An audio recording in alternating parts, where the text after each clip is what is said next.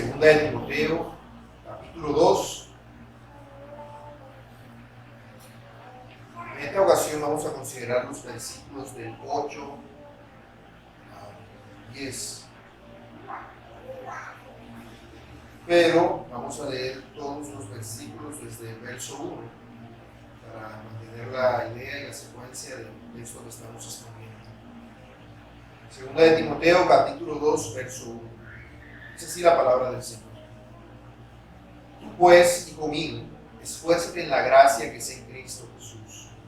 Lo que has oído de mí ante muchos testigos, esto encarga a hombres fieles que sean idóneos para enseñar también a otros. Tú pues sufre penalidades como buen soldado de Jesucristo. Ninguno que milita se enreda en los negocios de la vida, a fin de agradar a aquel que lo tomó por soldado. Y también, el que lucha como atleta no es coronado sino lucha legítimamente. El labrador, para participar de los frutos, debe trabajar primero. Considera lo que digo y el Señor te dé entendimiento en todo. Acuérdate de Jesucristo, del linaje de David, resucitado de los muertos conforme a mi evangelio, en el cual sufro penalidades, hasta prisiones a modo de malhechor, mas la palabra de Dios lo establece. Por tanto, todo lo soporto por amor de los escogidos, para que ellos también obtengan la salvación que es en Cristo Jesús con gloria eterna. Amén. Vamos a orar una vez más para que sea el Señor ayudándonos con la exposición de su palabra. Soberano Dios, te damos gracias por este momento. Una vez más nos permites acercarnos a ti con un corazón manso y humilde. Permítenos, oh Dios, ser instruidos por tu santa palabra, Padre. Que podamos estar atentos a ella, que podamos ser instruidos por ella, Padre. Que no nos dejemos llevar por las circunstancias, por el calor, por el cansancio, por la fatiga, por el sueño. Señor, que no nos dejemos llevar tampoco por las torpezas o debilidades del que expone tu palabra, Dios. De tal manera que tu palabra nos resulte fatigosa. Que recordemos que este es tu día, Padre. Que en este día santo venimos a adorarte. Que te adoramos, Señor, escuchando tu santa palabra y obedeciendo. Permítenos estar atentos a la predicación de tu palabra, Padre. Iluminados por tu Espíritu Santo para que la comprendamos, para que la apliquemos a nuestra vida. Ayúdanos en todo, Padre amado, para que tu palabra sea expuesta a tu iglesia y tu iglesia sea edificada por ella. A ti te lo pedimos, Señor, en el nombre de Cristo, tu Hijo, nuestro Salvador. Amén.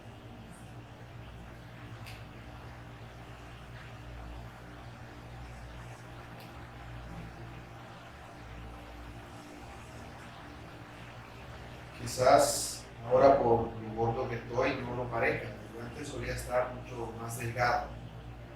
Pero antes de eso también estaba gordo, como estoy ahora. En mi periodo de delgadez, esa palabra existe. Sin embargo, eso no fue algo que yo tuve gratuitamente. Cuando yo era más joven y era gordo, bastante obeso, sufría de problemas por causa de ello. Problemas de salud, problemas que hacían que mis padres tuvieran que gastar mucho dinero en medicamentos para que estuviese bien. Y yo empecé a sentirme bastante mal con ellos, me sentía como una carga para ellos. Por eso me propuse en mi corazón, porque no tenía ningún conocimiento de Dios cuando eso, rebajar. Y como no podía hacer dieta, me propuse yo mismo, cogí mi bicicleta, arreglar y todos los días salía en la bicicleta a dar vueltas en bicicleta. La primera vez salí a darle la vuelta a la manzana y estaba muriendo. Literalmente estaba, casi sentía que me iba a dar algo. Pero no me rendí. Me había propuesto que lo iba a hacer porque no quería sentirme una carga para mi familia, así que al día siguiente di otra vez la vuelta a la manzana y estaba igual. Y así lo hice el día siguiente y el día siguiente hasta que pasó la semana. La semana siguiente dije que iba a dar la vuelta a la manzana y a la manzana de al lado. Y así seguí. Y seguí haciendo. Y cada semana, porque al día siguiente no podía, pero a la semana siguiente aumentaba un poco más el tramo que iba haciendo. A tal punto que después terminé viajando en bicicleta a Betulia, a Pileta, todos los días, iba y venía.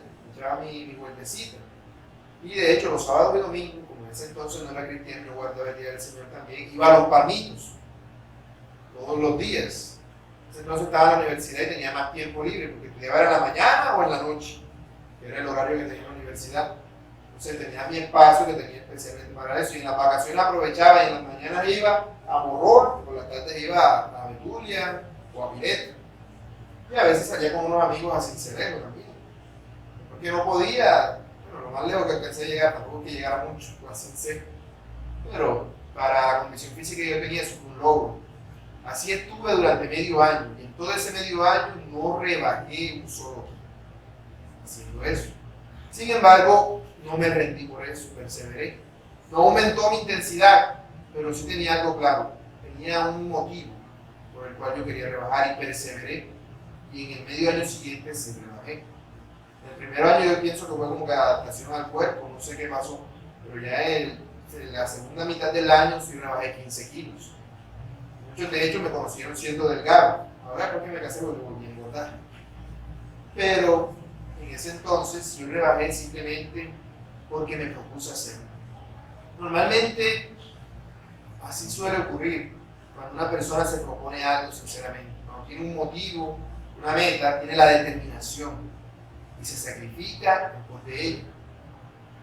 De hecho, eso ha sido algo que a lo largo de mi vida cristiana me ha ayudado mucho cuando estoy en momentos difíciles o de prueba. En ese entonces yo no era cristiano. Yo recuerdo que yo veía las lomas así de alto, yo estaba por acá en la bicicleta y yo decía, ¿cuándo será que yo voy a subir? Y me tocaba bajarme a veces a pie, empujar, pero no me rendía, sino que perseveraba. Yo pienso que ahí aprendí algo, un poquito de perseverancia, cosa que me ha ayudado en mi vida cristiana, porque tenía la determinación para hacerlo. Bueno, el apóstol Pablo, como lo hemos venido viendo, le está incitando a Timoteo, está invitando a Timoteo a que él sea valiente y esforzado, a que no sea cobarde, porque Dios no nos ha dado espíritu de cobardía, sino de poder, de amor y de dominio propio. Y algo que un creyente debe tener para poder ejercitar ese dominio propio, para poder negarse a sí mismo y esforzarse, ser un cristiano esforzado y disciplinado, es una determinación clara, una motivación concisa.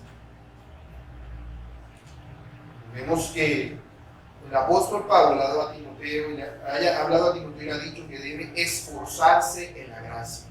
Y que le ha dado 3 ejemplos de lo que significa esforzarse en la gracia. Le ha dicho que debe sufrir como un soldado, luchar como un atleta y trabajar como un labrador. Eso no es algo sencillo. Uno no sufre, uno no pelea y uno no trabaja, a menos que tenga una clara motivación. El domingo anterior cuando hablamos de estas metáforas, hablábamos acerca de una recompensa que hay para estas motivaciones. Pero el apóstol Pablo quiere indicarle a Timoteo una motivación más excelente, la motivación que él tenía, la motivación de Pablo, para esforzarse, para ser un cristiano disciplinado que se sujeta a sí mismo. Por eso este sermón lo he llamado los motivos del cristiano esforzado o del cristiano disciplinado. Y trataré de explicar estos 3 motivos que veo que el apóstol Pablo le da a Timoteo, que son de aplicación para nosotros. Primero, el primer motivo es nuestro Salvador Jesucristo. El segundo motivo es la palabra de Dios. Y el tercer motivo es el pueblo del Señor. Veamos a detalle y a profundidad estos motivos. Primero, nuestro Salvador Jesucristo. Dice Pablo, acuérdate de Jesucristo, del linaje de David, resucitado de los muertos conforme a mi evangelio. Cuando Pablo está diciendo eso, lo que Pablo le está diciendo es, palabras más contextualizadas serían, Timoteo, tu servicio será más agresivo, tendrás más valentía, más audacia, soportarás más el tratamiento malvado y el sufrimiento por causa del Señor si te acuerdas de su preeminencia, de quién es Jesucristo. Jesús, el Cristo, es Dios en verdad. Esto que Pablo está diciendo aquí no es un consejo, es un mandato, es una orden. Como aparece en el verso 1 cuando le dice esfuérzate, no es Timoteo, si tú quieres te esfuerzas. No, está diciendo esfuérzate. En el verso 2 le dice encarga a hombres. Acá es si tú quieres, Timoteo, no. Es encarga, es algo que tienes que hacer. En el verso 7 le dice considera. Considera no es un consejo, es un mandato. De igual manera sigue haciéndolo más adelante. Más adelante en el verso 14 le dice recuérdalos. En el 15 con diligencia. En el 16 evita. En el 19 apártate. En el 22 huye, sigue. En el 23 desecha. Esas palabras que Pablo está utilizando no son consejos, no son que si tú quieres hacerlo no, son mandatos, pero son mandatos amables para su bien.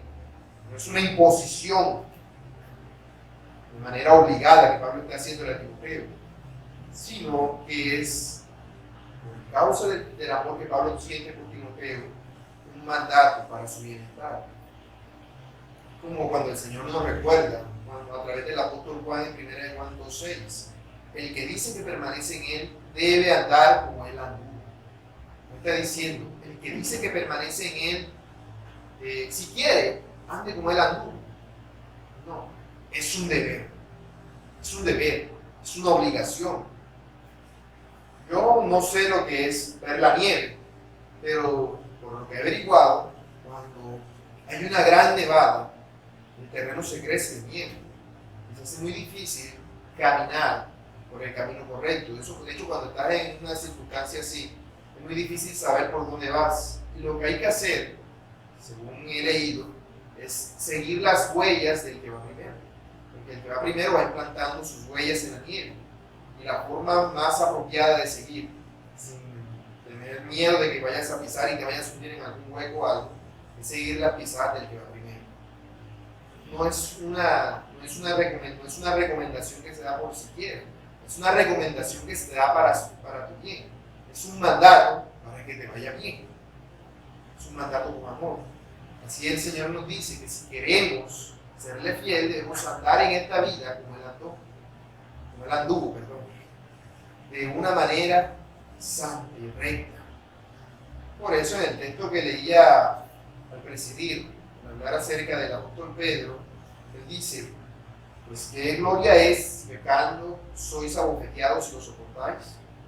¿Qué gloria tiene eso? Tú pecas y sufres por el causa del pecado. Eso te da gloria. No, eso es lo que tú te mereces por tu pecado. Pero Pedro dice, mas si haciendo lo bueno sufrís y lo soportáis, esto ciertamente es aprobado delante de Dios. Porque una cosa es que tú sufras por tu propia causa y otra cosa es que tú sufras por hacer lo correcto, porque ese es el sufrimiento que agrada a Dios. Es el sufrimiento que sufrió Cristo, dice Pedro, dejándonos ejemplo para que sigáis sus pisadas, el cual no hizo pecado y se halló engaño en su boca. Ahora, nosotros hacemos pecado y si revisan nuestras palabras probablemente hallarán engaño, pero hemos sido llamados a no hacerlo más, a seguir las pisadas que Él nos ha dado. ¿Y cómo hacemos eso? ¿De qué manera nosotros podemos andar en esta tierra como Cristo anduvo? Bueno, el autor de Hebreos nos dice en Hebreos 12:2 que lo que debemos hacer es poner los ojos en Jesús, el autor y consumador de la fe, el cual por el gozo puesto delante de Él sufrió la cruz, menospreciando lo oprobio, y se sentó a la diestra del trono de Dios. No puedes decir que vas a andar como Cristo anduvo si rara vez o pocas veces meditas en Cristo. ¿Quién es Cristo para ti? ¿Qué ha hecho Él por ti? ¿Es Cristo tu Señor? ¿Es Cristo tu Salvador? La palabra que Pablo utiliza, acuérdate, no se refiere a algo que debas hacer un momento y ya. La palabra que aparece en el original griego transmite la idea de algo continuo. Es decir, acuérdate y sigue acordándote. Todo el tiempo estás diciendo, mi mismo, acuérdate de Jesucristo. Cuando vayas a pecar, acuérdate de Jesucristo. Cuando vayas a tomar una decisión, pequeña o grande, acuérdate de Jesucristo. Cuando estés en tu trabajo, acuérdate de Jesucristo. Cuando estés con tu familia, acuérdate de Jesucristo. Cuando estés con tus familiares inconversos, acuérdate de Jesucristo. vayas caminando por la calle, sentado en la buseta, cuando estés simplemente en un burro yendo para el monte, acuérdate de Jesucristo. Siempre. Cuando te levantes en la madrugada y no tengas sueño, no te quedes pensando lejos en la cosa. No. Acuérdate de Jesucristo. Acuérdate de Él. Debes poner fija tu mirada en Él. Solamente así podrás tenerlo presente en todo momento y hacer lo que a Dios le agrada. ¿Por qué? Recuerda las metáforas que Pablo nos ha dicho. Hemos sido llamados a esforzarnos en la gracia. He dicho 3 metáforas: el soldado, el atleta y el labrador. Bueno, si nosotros nos damos cuenta, si nosotros somos conscientes, nos daremos cuenta de que Jesucristo es el buen soldado, de que Jesucristo es el atleta y de que Jesucristo es el labrador. Él peleó la más grande de las batallas y obtuvo la victoria más imponente. Él corrió la carrera más difícil de todas y ganó el premio más grande del que podía haber. Él sembró la semilla perfecta y recogió la cosecha perfecta. Así que debemos tener presente a Jesucristo en todo lo que hacemos. Él es nuestro ejemplo a seguir. Solamente haciéndolo así podremos mantener nuestra alegría en los momentos más difíciles. Cuando todo parezca perdido, cuando todo parezca olvidado, sin causa, cuando te sientas triste, afligido, solo, desanimado, pon tu mirada en Cristo. Míralo a Él. Fíjate en quién es Él y en lo que Él ha hecho por ti.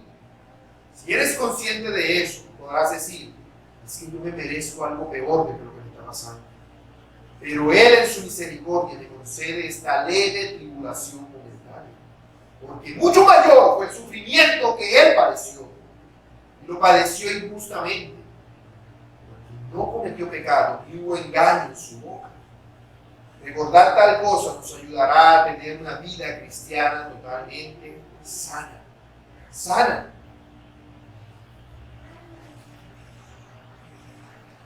Haciendo estas cosas, nosotros podremos esforzarnos en la gracia de Cristo, obedeciéndole y aprendiendo obediencia cada día. Porque hay algo que nos cuesta a toda persona, y es obedecer. Es obedecer. Uno nace y lo primero que hace es desobedecer. Y todo el tiempo estamos desobedeciendo. Debemos aprender obediencia. Es necesario. Tan necesario que dice Hebreos 5:8 que Cristo, aunque era hijo de Dios, por lo que padeció aprendió la obediencia. Ahora, cuando dice que Cristo aprendió la obediencia, no es que él adquiriera uno nuevo. Se refiere, él está hablando de su naturaleza humana. Él conoció, él experimentó de primera mano lo que era obedecer. Obedecer, aunque no fuera fácil. El Señor en su naturaleza divina tenía una obediencia perfecta, pero en su naturaleza humana tuvo que ir creciendo en obediencia, aunque nunca desobedeció. Tenía que obedecer aunque cada vez fuera más difícil hacerlo. Y si eso hizo Él, ¿qué se puede esperar de nosotros? Hemos sido llamados a obedecer a Jesucristo. Hemos sido llamados a actuar conforme a su voluntad. Y para ello debemos ser conscientes de quién es Él. Jesucristo ha resucitado de los muertos.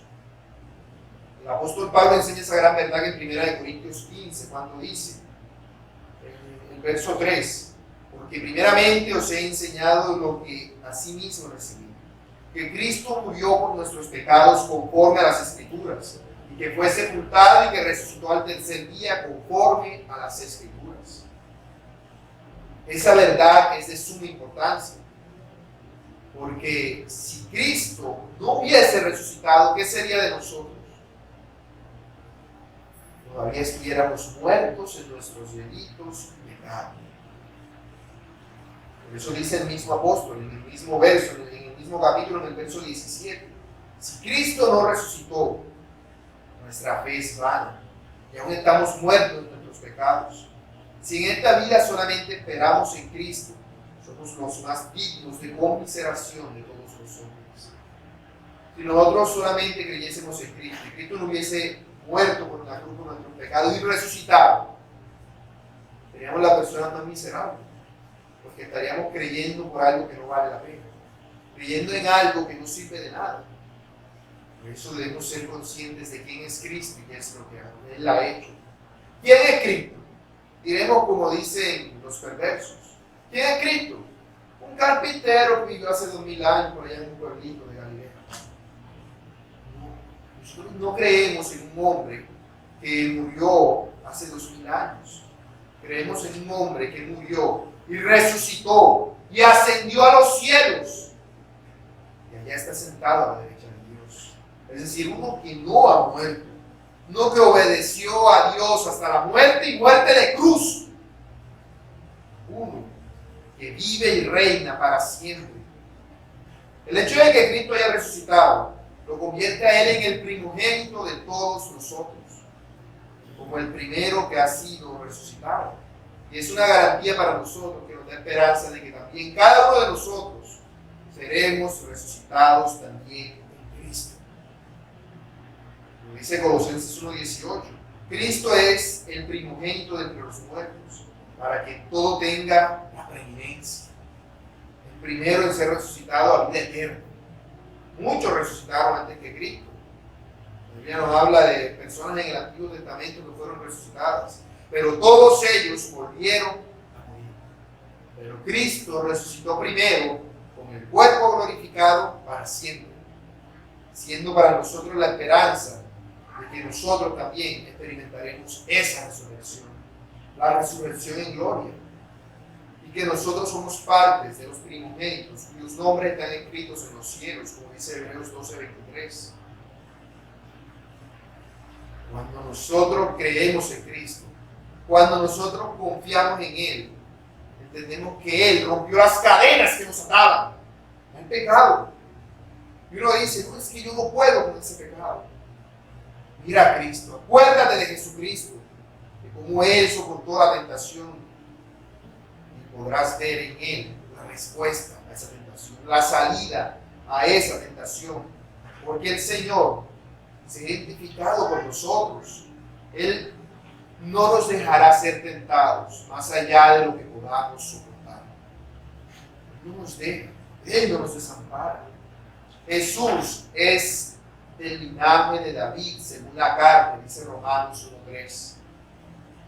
Ahora, el hecho de que Él descienda de David, según la carne, nos habla no solo de su humanidad como nuestro sumo sacerdote, sino también que ese sumo sacerdote es compasivo, misericordioso, que conoce todo nuestro sufrimiento y ha sentido todo nuestro dolor. El hecho de que nos digan que Él es del linaje de David, nos hablan de que Él es un rey que se identifica contigo. Claro, cuando tú ves un político haciendo campaña, él dice que se identifica contigo. Yo sé lo que es estar como tú. Yo sé lo que las EPS no sirven. Yo sé que te pagan poco en el trabajo. Yo sé que esto, que la injusticia social. Pero él vive cómodamente en su casa, nunca ha tenido que pasar hambre ni necesidad. Muchos de ellos no lo han hecho. Sin embargo, vienen a decirte que sí. Pero Jesucristo sabe todo el sufrimiento que tú podrías experimentar, porque Él lo ha experimentado de primera mano. Él es el Mesías, que es siervo. Siervo.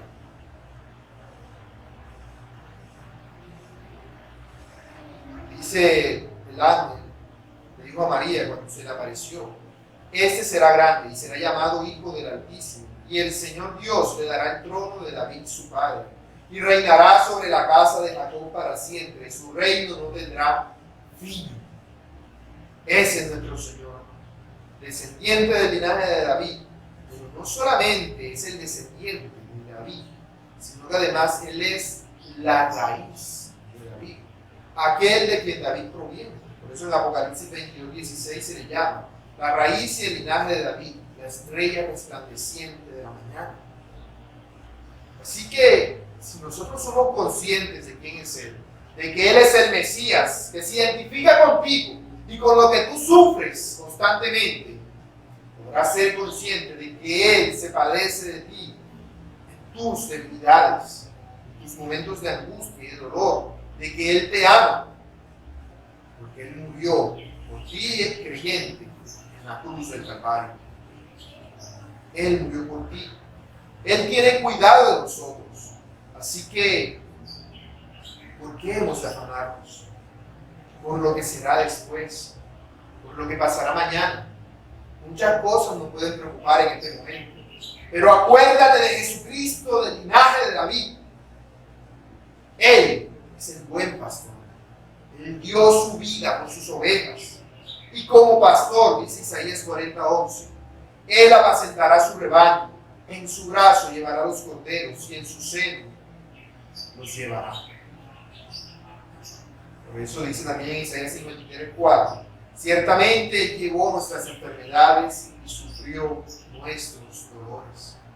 Porque Él sabe lo que es ser tú, algo que ninguna otra persona puede saber. Puedo tener una conciencia, hacerme una idea de lo que es sentirte como tú te sientes, pero no puedo saberlo al 100%. Pero Él sí lo sabe. Esa es la diferencia. Porque Él ha estado contigo desde antes que le conocieras. A veces actuamos como si Jesucristo nos hubiese conocido en el momento en el que creímos en Él.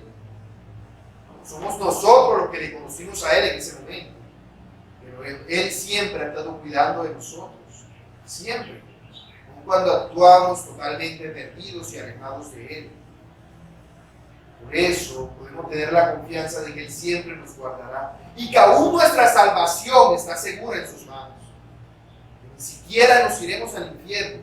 Porque Él es el que nos protege y nos guarda. Él intercede por nuestros pecados. Él dijo, porque yo vivo, vosotros también viviréis. Juan 14:19. Si nosotros somos conscientes de eso, si nosotros nos acordamos todo el tiempo de Cristo, podremos decir como el apóstol Pablo, para mí el vivir es Cristo, el morir es ganancia. ¿Por qué es ganancia? Porque podré estar cara a cara con mi Señor Jesucristo. Ahora, con respecto a lo que dice el versículo, quizás alguno podría malinterpretar la parte que dice, conforme a mi evangelio. Dice el apóstol Pablo, acuérdate de Jesucristo, el linaje de David, conforme a mi evangelio. Eso pudiera llevarnos a pensar de que quizás el apóstol Pablo estaba hablando de un evangelio que él se estaba inventando, que dice mi evangelio. Pero debemos tener presente que cuando él dice eso, no se refiere a un evangelio que él se está inventando, sino a un evangelio que a él como apóstol le ha sido encomendado. El evangelio es un mensaje que a él se lo dieron, ahora es de él, para que él lo comparta con otros. El evangelio, mi hermano, mi hermana, es tuyo. Dios te lo dio. Es como si estuvieras tú parado, más bien arrodillado delante de Jesucristo, y Jesucristo te dijera, aquí está el rollo, aquí está el mensaje, y lo coloca en tu mano. Te dice, proclama. El mensaje es de Él, pero a ti te ha sido dado para que lo administres, para que lo guardes, para que lo levantes en alto, para que se lo leas a todo el mundo, para que lo pases a otros que vengan después de ti. Es un mensaje del cual debes apropiarte. El evangelio viene a ser tuyo por administración, porque así como tú no eres dueño de nada, porque todo es de Dios, tú solamente lo administras. Aún el evangelio te ha sido dado para que lo administres y lo haces. Cuando tú tienes la oportunidad de compartir el evangelio con alguien y no lo haces, ¿qué estás haciendo? Mal administrando el evangelio. Mas cuando tú compartes el mensaje que te ha sido dado para que lo proclames, lo estás administrando bien. Lo estás administrando bien. ¿Y cómo podremos nosotros administrar bien el evangelio que no es nuestro? Acordándonos de aquello, de quien es el mensaje, de Jesucristo. Eso es lo que el apóstol Pablo le está diciendo a Timoteo y nos dice a todos nosotros. Pablo dice, mantén tu mirada en el preeminente Hijo de Dios.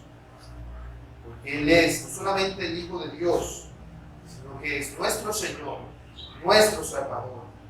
Él es nuestro Rey y nuestro Dios. Tenlo siempre presente. Tenlo siempre presente en todo lo que hagas. Y así podrás vivir de una manera tal que seas siguiendo las pisadas que Él dejó para ti. Ese es el primer motivo que el apóstol Pablo nos da para que tengamos la determinación de pelear la buena batalla que nos ha sido dada. Jesucristo mismo es nuestro motivo. Él debe ser tu principal motivo cada día de vida que Dios te da. Veamos el segundo motivo. Es el verso siguiente, en el cual sufro penalidades, hasta prisiones, a modo de malhechor, mas la palabra de Dios no está presa. El segundo motivo que debemos tener presente es la palabra de Dios. Ese es nuestro segundo motivo o incentivo para que tengamos la determinación de vivir una vida cristiana disciplinada. Vemos que en este versículo el apóstol Pablo compara sus sufrimientos con la fidelidad de la palabra de Dios. Es un juego de palabras. Él habla de prisiones y de una palabra que no está presa, la palabra de Dios. Entendamos esto. Aunque Pablo era un hombre bajo la autoridad de Jesucristo, él estaba sujeto a prisiones de hombres impíos. Él tenía el mensaje, el rollo, el pergamino que le había sido encomendado de Jesucristo. Pero ahora él estaba bajo hombres que podían impedir que él proclamara el mensaje que le había sido dado. Pero vemos que eso no fue lo que pasó. ¿Por qué? Bueno, Pablo no era una persona sin pecado como el Señor, ¿cierto? Era semejante a él, pues no era culpable de nada de los crímenes que se le acusaban. Le acusaban de traición contra el imperio, de rebelión contra el César. Él no era culpable de nada de eso. Él no era un ladrón, él no era un asesino, él no era una vil persona, ni siquiera había infringido la ley romana, de ninguna manera. Sin embargo, a él lo pusieron como delincuente, lo encarcelaron. Probablemente estaba preso en la cárcel Mamertina, que se halla en Roma, esperando la hora de su muerte. Sin embargo, él no sentía que estaban siendo injustos con él. Él no decía, es que están siendo injustos conmigo porque estoy preso. No, de ninguna manera. Estar preso para él no era un obstáculo para hacer la labor que tenía. Esas son excusas que uno se inventa. Yo digo, yo estoy enfermo, estoy pobre, estoy necesitado, por eso no puedo hacer la voluntad de Dios, por eso en este momento no puedo predicar, no puedo enseñar, no puedo hacer esto o aquello. Pero Pablo está diciendo, no, eso solamente son excusas. Y yo no doy excusas delante de mi Señor, sino que yo le sirvo, porque Él estaba allí para dar testimonio de nuestro Señor, para participar de las aflicciones del Evangelio según el poder de Dios, como Él mismo había dicho en el primer capítulo de esta carta a Timoteo. Yo no sé si le habría leído el pasaje de Pedro que leímos al presidir, que dice que gloria es si sufrimos por causa de nuestros pecados, ¿cierto? Ya que las cartas fueron escritas en el tiempo, bueno, esta carta fue escrita después que la de Pedro, pero no necesariamente quiere decir que Pablo la haya leído en ese entonces. Pero aunque no hubiese tenido ese mensaje por la obra de Dios en su vida, él sabía que los sufrimientos eran para él una gloria, eran para él una fortaleza. Por eso él dice en 2 Corintios 12:10, en las debilidades, en afrentas, en necesidades, en persecuciones, en angustias, por cuanto era débil, entonces era fuerte. ¿Cuál es la fortaleza del hombre de Dios? ¿En qué puedes tú hallar fortaleza? En Jesucristo y en su palabra, no en ti mismo, ni en lo que puedes, ni en lo que sabes hacer. Así que lo que Pablo está diciendo cuando él habla de sus prisiones no es quejarse. Él no se está quejando. No.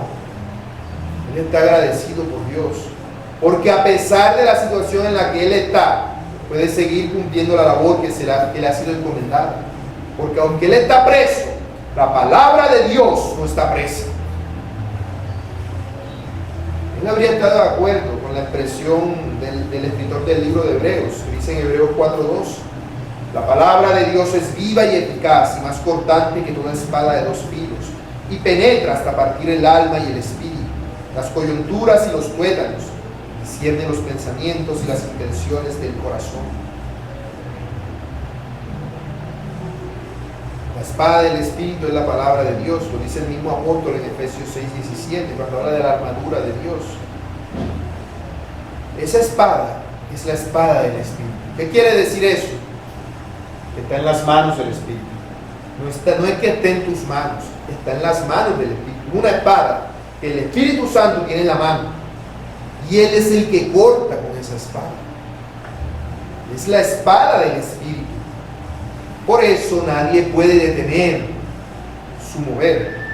Yo voy a darle un espadazo a alguien y alguien viene y me detiene la mano, si sabe más pelear más que con espada que yo. Que no sé. Puede vencerme fácilmente. Pero el asunto es que el que pelea contra la palabra de Dios, pelea contra el Espíritu de Dios, que es el que blande la espada. Él es el que blande la espada. Por eso dice que la espada es la que penetra y corta. No está diciendo que tú. Él no te dice, tú convence a la gente del pecado. No, es Él el que convence de pecado. Nosotros hacemos lo que podemos, pero el que corta, el que hace la obra, es Dios. Es Dios. En la iglesia siempre han habido personas que creen que el poder de la palabra de Dios está restringido por la sociedad. Entonces dicen, bueno, pero es que si yo predico esto, si yo enseño aquello, las personas se van a ofender, van a ir de la iglesia, van a hacer algo contra la iglesia. ¿Cómo me pueden arrestar o poner preso por andar predicando ese tipo de cosas? Por eso es mejor hablar con cautela, dice. Es mejor, bueno, sí, esta es la verdad del Evangelio, pero vamos a decir todo eso. De hecho, por eso muchos evitan una predicación positiva, sistemática, versículo a versículo, porque así pueden evitar los versículos que no quieren decir, los pasajes de la Biblia que no quieren comunicar, que puedan confrontar. Ellos de pronto sí creen el verdadero mensaje, pero no se atreven a darlo como es debido, porque no confían en el poder de aquel que sostiene la espada, que es el Espíritu de Dios, y confían en que deben hacerlo con sus propias fuerzas. Hay una ilusión en la cual nosotros nos encontramos aquí, en esta parte del mundo, y es que nosotros tenemos la tendencia a pensar de que aquí la palabra de Dios es influyente, o ha tenido una gran influencia sobre el mundo y todavía lo sigue haciendo. Es decir, en otras partes del mundo a los cristianos los matan, los persiguen todavía. Nosotros decimos, no, aquí nosotros estamos bien. No nos persiguen, no nos matan, no nos hacen ninguna de esas cosas. Sin embargo, vemos que el mundo está totalmente apartado de Dios. Está totalmente apartado de Dios. Y esa ilusión, esa falsa seguridad nos lleva a nosotros a no tomarnos en serio la tarea. Nos lleva a nosotros a no tomarnos en serio la tarea. Lo cual, si somos sinceros y consecuentes con nuestra creencia de una vida venidera, nos coloca en una peor posición que aquellos que se hallan ahora mismo, no sé, en China o en Corea del Norte, siendo perseguidos por causa del Evangelio. Porque nosotros no vemos una premura ni una necesidad urgente de predicar. Igual otro predicará, ¿cierto? Igual la palabra de Dios va a llegar. Nosotros decimos, no, ¿yo para qué voy a hacer eso? Otro lo hará. Entonces, no nos atrevemos a confrontar a las personas con el poder de la palabra de Dios. Y restringimos, o al menos eso pensamos que hacemos, el poder de Dios. Lo restringimos. Porque decimos, aquí hay libertad religiosa. Así que somos libres, ¿cierto? Como si el hecho de que hubiese libertad religiosa permitiese que la palabra de Dios obrara. Si prohibieran las Biblias aquí en Colombia, ¿se acabaría la palabra de Dios? La palabra de Dios no depende de la protección del ser humano. Depende de nosotros. Aún si mandaran quemar todas las Biblias en Colombia y no sé, de alguna manera la borraran de internet, de las aplicaciones, de cualquier medio que pudiera verla hoy, no pudieran apresarla de ninguna manera. La palabra de Dios no puede ser encerrada ni confinada por los seres humanos. En el Imperio Romano se encontraron cerca de 1000 kilómetros llenos de puras catacumbas que estaban debajo de la gran ciudad de Roma. Esas catacumbas fueron utilizadas por 10 generaciones de cristianos a lo largo de 300 años, en los cuales eran perseguidos. En esos años, esas catacumbas sirvieron como lugar de reunión y de entierro para 4 millones de cristianos. Los mataban, los masacraban, allí se reunían y allí los enterraban. Sin embargo, unos arqueólogos descubrieron una inscripción en esa catacumba que decía: la palabra de Dios no está presa. La palabra de Dios no está presa. Nosotros estamos aquí encerrados, decían ellos, bajo la gran ciudad de Roma, presos aquí. Pero la palabra de Dios no está presa, no puede ser detenida por nada ni por nadie. Somos conscientes de ello, entenderemos el poder que esta tiene y el llamado que nosotros tenemos de anunciarla y de predicarla. Por ejemplo, según la tradición, el apóstol Andrés, el hermano de Simón Pedro, fue crucificado en una cruz en forma de X. Y mientras estaba colgado a la orilla del camino, en la cruz, le predicaba el evangelio a todos los que pasaban por allí. No dejó de predicar el evangelio hasta que murió desangrado sobre la cruz. No dejó de hacerlo. Pero aún si él hubiera dejado de hacerlo, ¿será que eso evitará que la palabra de Dios se detenga? No, recordemos, en cierta ocasión les leí acerca de Pablo Tichomiró, que era un ladrón. Básicamente era un ladrón que se convirtió al evangelio porque mató a un evangelista y se robó la Biblia. Y le iba a usar para prender fuego, y por el aburrimiento leyó algunos versículos. Y la palabra de Dios hizo un gran efecto en él y todos los que lo acompañaban. Todos esos ladrones terminaron arrepentidos, y la mitad de ellos fueron a entregarse a las autoridades por los crímenes que cometieron. Simplemente porque la palabra de Dios es la que tiene poder. Hoy te pasan diciendo, la palabra tiene poder, la palabra tiene poder. Pero cuando dicen eso se refieren a tus palabras. No, tú decretas si tu palabra tiene poder. No, tu palabra no tiene ningún poder, más allá del que Dios le permita tener su misericordia y consecuencia por alguna circunstancia soberana. La palabra que sí tiene poder es la palabra de Dios. Es la palabra de Dios. Por eso el Señor Jesús dijo: el cielo y la tierra pasarán, pero mis palabras no pasarán. La palabra de Dios es eterna. Es eterna. En su famoso himno, Martín Lutero escribió en su famoso himno Castillo Fuerte el verso que dice: el cuerpo destruido, mas siempre ha de existir de Dios el reino eterno. Pueden matarnos, hermanos, pero el reino de Dios prevalecerá, porque la palabra de Dios prevalecerá. Ustedes recuerdan la historia de John Bunyan, el que escribió el Progreso del Peregrino, y cómo estuvo preso durante muchos años en prisión. Cuando él estaba preso en la cárcel, en la habitación en la cual él se encontraba preso, había una única ventana, pero esa ventana iba a tener una pared alta que no dejaba ver nada fuera de ella. Sin embargo, Bunyan, sabiendo que tenía la misión de predicar el evangelio, se ponía a predicar a la pared, a la ventana, solo, y predicaba el evangelio a la ventana. Y así lo hizo durante mucho tiempo, hasta que un día se enteró de que cuando él hacía eso, la gente del pueblo se paraba al otro lado a escuchar el mensaje que este hombre les daba. Se paraban a escucharlo predicar el evangelio, aunque no podían verlo ni sabían quién era. Y aunque él predicaba, aunque no sabía si alguien siquiera estaba escuchando, él estaba dispuesto a hacerlo, porque él dijo: estas prisiones me pueden detener a mí, pero no a la palabra de Dios. No pueden hacerlo. Por eso debemos ser conscientes del gran poder que la palabra de Dios tiene.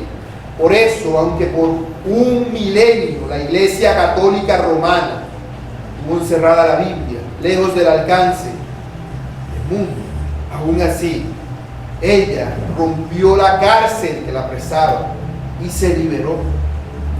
Y ahora terminó en manos de todo el mundo. Terminó siendo el libro más vendido del mundo entero. ¿Cómo lo hizo? Si la palabra de Dios fuese solamente un cuento, un mito, un libro de fábulas y fantasías, no hubiese podido hacer eso. Todavía estuviera presa, aunque en realidad nunca estuvo presa, porque durante todo ese tiempo que la Iglesia Católica encerró las Escrituras, su mensaje prevaleció a lo largo de los corazones de muchos hombres que iban surgiendo en la historia de la humanidad.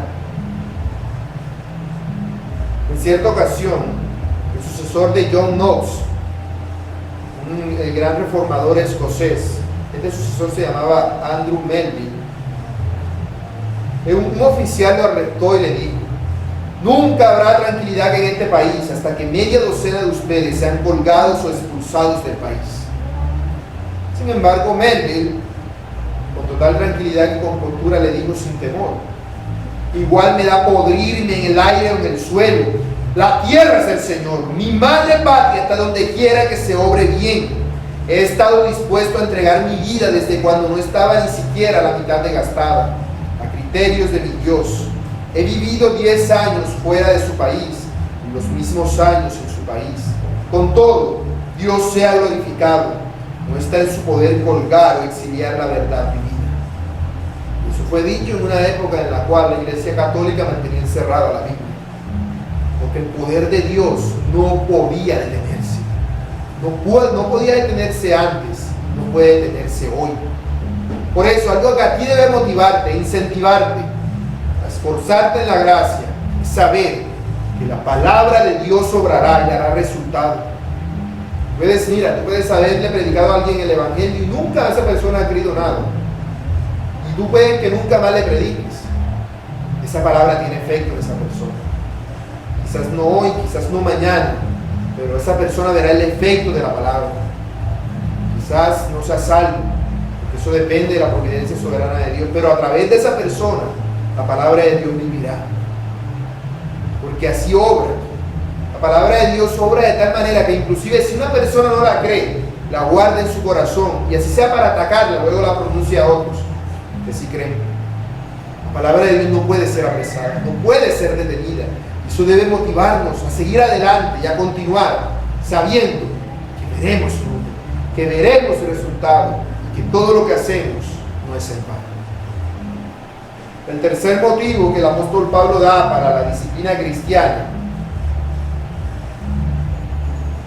es el pueblo de Dios. Dice el apóstol Pablo: por tanto, todo lo soporto por amor de los escogidos, para que ellos también obtengan la salvación que es en Cristo Jesús con gloria eterna. Aquí tenemos un motivo que a veces no consideramos: la obra del Señor en la tierra. Cuando Pablo habla de este motivo, alude a los motivos anteriores. Al acordarnos de Cristo y al poder de la palabra de Dios, esas motivaciones nos hacen surgir en nosotros un tercer motivo: el motivo de la obra del Señor, del pueblo de Dios. Vemos que Pablo habla del amor a los escogidos. Debemos entender bien el versículo. Cuando el apóstol dice por amor a los escogidos, no se refiere por amor a los otros creyentes, cosa que sí tiene, no es que no lo tenga, sino por amor a aquellos que han de ser creyentes, pero que todavía no lo son. Aquellos que han de ser creyentes más adelante. Es como si él dijera: para que los incrédulos, a quienes él dio testimonio, tengan la salvación que es en Cristo Jesús con gloria eterna. Así que Pablo no solamente soportaba sus aflicciones por su fidelidad a Cristo, o porque él confiara en el poder de la palabra de Dios, cosas que hacía, sino porque además él tenía un corazón conforme al corazón de Dios. Él sentía lo que Dios sentía. ¿Qué siente Dios? Dios no quiere que ninguno perezca, sino que todos procedan al arrepentimiento. Segunda de Pedro 3:9. Ese es el corazón de un verdadero hijo de Dios. Así que la palabra de Dios nos enseña que nosotros debemos amar no solamente a nuestros hermanos, sino a aquellos que podrían llegar a ser nuestros hermanos. Preocuparnos por ellos desmedidamente. Porque si tú tienes el sentir de Dios, si tú te acuerdas de Jesucristo todo el tiempo y confías en el poder de su palabra, inevitablemente vas a querer lo que Dios quiere, la salvación de los perdidos. Una salvación preeminente, una salvación que es necesaria. Es necesaria que se anuncie. Tú has sido llamado a hacerlo. Una objeción que puede surgir en cuanto a eso es la del fatalismo. Le pido que por favor me acompañen a Efesios capítulo 1, verso 4. Y leamos lo que dice allí.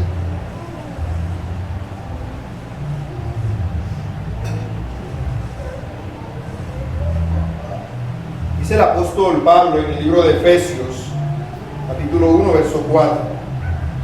Dice que Dios nos escogió en Cristo antes de la fundación del mundo, para ser adoptados hijos suyos por medio de Jesucristo, según el puro afecto de su voluntad. También dice Romanos 8:29, que a los que antes conoció, también los predestinó para que fuesen ellos conformes a la imagen de su Hijo.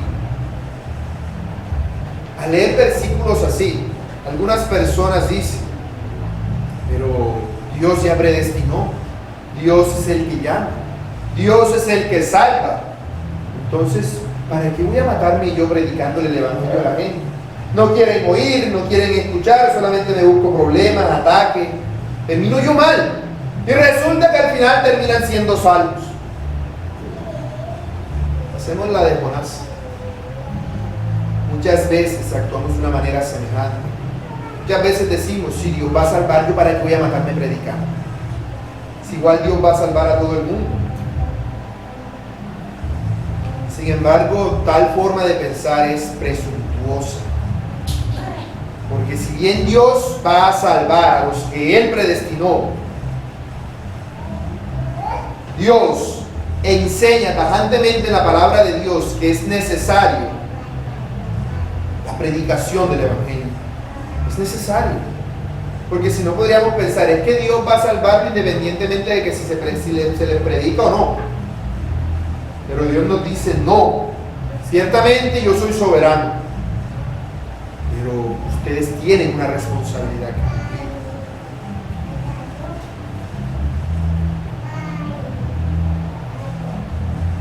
Hay una acción que realizar. El Señor Jesús dice, ninguno puede venir a mí si no le fuere dado del Padre. Dios hace la obra, ¿cierto? Sin embargo, también dice en el mismo Evangelio de Juan, eso lo dice en Juan y esto acá también, dice, porque de tal manera amó Dios al mundo, que ha dado a su Hijo unigénito, para que todo aquel que en Él cree no se pierda, mas tenga vida eterna. El que en Él cree no es condenado, pero el que no cree ya ha sido condenado porque no ha creído en el nombre del unigénito Hijo de Dios. Dios trae a los que han de ser salvos, pero Dios manda a los hombres a creer. ¿Cómo van a creer ellos entonces si nadie les predica? Pablo declara en Efesios 2:8, porque por gracia sois salvos por medio de la fe, y esto no de vosotros, pues es don de Dios. Somos salvos por la gracia de Dios. Sin embargo, las Escrituras también son claras cuando nos enseñan que debemos predicar el Evangelio. El Señor Jesús lo dijo. ¿Cuál es la gran comisión? Id y haced discípulos a todas las naciones, bautizándolos en el nombre del Padre, y del Hijo y del Espíritu Santo. Nosotros, hermanos, estamos llamados a testificar en Jerusalén, en Judea, en Samaria y hasta lo último de la tierra. Hemos sido llamados a ser testigos de Cristo. Si Dios salva soberanamente, porque Cristo entregó esa gran comisión. Porque Él quiere que nosotros seamos el instrumento a través del cual Dios salva soberanamente. Dios nos ha dado a nosotros el Evangelio para que lo administremos. La obra es de Él. El poder de la palabra está en Él. Solo tenemos el mensaje para que lo llevemos. Es un mandato. Es un mandato. Por eso dice el apóstol Pablo en Romanos 10:13: todo aquel que invocar el nombre del Señor será salvo. Sin embargo, después de eso, él dice en el verso 14: ¿cómo pues invocarán a aquel en el que no han creído? ¿Cómo creerán en aquel de quien no han oído? ¿Y cómo irán sin haber quien les predique? ¿Cómo es esto posible? Si nos ponemos a darle vueltas a eso en la cabeza y tratar de encajar las dos cosas como piezas de un rompecabezas, pues si alguien se pone a hacer eso, probablemente termine loco, porque estaremos tratando de juntar la soberanía divina con la responsabilidad humana. Sin embargo, el hecho de que no podamos llegar a comprender esta verdad no quiere decir que no sea verdad. Es una verdad irrefutable. Dios salva de manera soberana, pero Dios quiere que nosotros anunciemos el Evangelio y tengamos el mismo sentir que Él tuvo, de la salvación de todos los perdidos. John Wesley dice la historia que él viajó a pie o a caballo alrededor de 400,000 kilómetros, predicó más de 40,000 sermones y escribió, tradujo más de 200 libros. Él vivió de una manera sencilla y regaló la mayoría de los ingresos que él recibía. Aún así, fue ridiculizado continuamente y apedreado por turbas impías, y sus colegas del clero lo aislaron de la iglesia de Inglaterra. Cuando lo difamaban, él respondía: dejo mi reputación donde dejé mi alma, en las manos de Dios. En las manos de Dios. Él nunca perdió la alegría en el servicio, ni su amor por el Señor. Y los hombres, tanto los salvos como los incrédulos, él siempre procuró diligentemente anunciar el Evangelio. Y humanamente pudiéramos decir que no tuvo nada a cambio.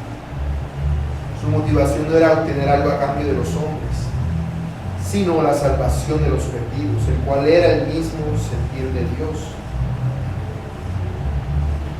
Y a través de él muchas personas llegaron a conocer al Señor. Por eso un biógrafo escribió una vez: a Wesley se le concedió una tarea que hasta un arcángel podría haber envidiado. Un amigo suyo, George Whitefield, durante su ministerio terrenal, pasó 34 años predicando el Evangelio en las Islas Británicas y en América del Norte. Hizo 13 viajes transatlánticos, todavía peligrosos en aquellos días, y predicó 18,000 sermones en los dos continentes. William Cowper, reconocido poeta y autor de himnos, entre ellos el que nosotros llamamos Hay un precioso manantial, escribió el siguiente tributo a Whitefield. Dice de Whitefield: él amó el mundo que le odió. Eran sinceras sus lágrimas que caían sobre su Biblia. Cuando le asediaban el escándalo y las lenguas contenciosas, su única respuesta fue una vida intachable. En él se cumplió la palabra del apóstol, del apóstol Pedro, que dice en 1 de Pedro 3:16: teniendo buena conciencia, para que en lo que murmuran de vosotros como de malhechores, sean avergonzados los que calumnian vuestra buena conducta en Cristo. Porque mejor es que padezcáis haciendo el bien, si la voluntad de Dios así lo quiere, que haciendo el mal. Y Pablo continúa diciendo que con esto viene la gloria eterna. En su carta a los Romanos, el apóstol Pablo expresa más claramente esta verdad. Él dice: el Espíritu mismo da testimonio a nuestro espíritu de que somos hijos de Dios, y si hijos, también herederos, herederos de Dios y coherederos con Cristo, si es que padecemos juntamente con Él, para que juntamente con Él seamos glorificados. Romanos 8, 16 y 17. Mis hermanos, nosotros como creyentes hemos sido llamados a hacer la voluntad de Dios, a hacer la obra de Dios, a servir como Dios sirve, a hacer las manos de Cristo, a llevar el mensaje que nos ha sido entregado. Y debemos tener ese mismo sentir. Debemos tener ese mismo sentir. Algo que debe motivarnos a nosotros a vivir como creyentes, que es las almas de los perdidos. Nosotros no podemos ser indiferentes, indolentes a aquellos que andan por este mundo sin esperanza, sin Dios. Nosotros no podemos simplemente sentarnos con los perdidos, echar cuentos con ellos, hablar, comprarles cosas, hacer cosas con ellos, divertirnos con ellos y luego irnos para nuestras casas y decirnos, mi amigo, mi amiga, que se va a ir para el infierno porque no le has predicado el Evangelio. Porque dices, no, yo prefiero seguir siendo su amigo que dividirnos por el Evangelio. Si en realidad fuera tu amigo, preferirías que dejara de hablarte con tal de hacer lo posible por su salvación. Debemos ver a los perdidos como lo que son, perdidos. Jonathan Edwards decía que cuando tú veas a una persona comiendo en su casa tranquilamente la cena, no mires a un grupo de personas tranquilamente compartiendo en paz los alimentos. Cuando veas a perdidos haciendo eso, no mires a personas así. Mira un montón de gente que está en una casa quemándose, que se están quemando, que están comiendo comida podrida, que están enfermos, que la piel se les está desgajando, que se están pudriendo, que se están muriendo, que se están quemando. Míralos con el fuego del infierno encima. A ver si haciendo eso, cuando vayas a hablarle, les vas a decir, está muy rica la comida. No, cuando los veas así, cuando los veas con los ojos de Dios, les dirás, ¡corre! ¡Sal de ahí que te quemas! ¡Te vas a morir! Porque tendrás una genuina preocupación por esas personas. No vas a andar compartiendo con ellos diciendo, anoche estuvo bueno el partido y no le predicaste el Evangelio. No, eso es una falsa amistad, es una falacia, es no tener amor por los perdidos. Si eres de Dios, debes tener el sentir de Dios. Por eso debes, mi hermano, tener el amor por los perdidos como una motivación más en tu vida cristiana. Muy bien, hermanos, ya para terminar, les recuerdo lo que hemos visto en este sermón. Hay 3 motivos que el apóstol Pablo nos da para vivir una vida cristiana disciplinada. Uno es nuestro Señor Jesucristo, de quien debemos acordarnos siempre, en todo momento y en toda hora. Otro es el poder de la palabra de Dios que obra independientemente de nuestras debilidades. Y otro es el amor por aquellos que no queremos que vayan al infierno.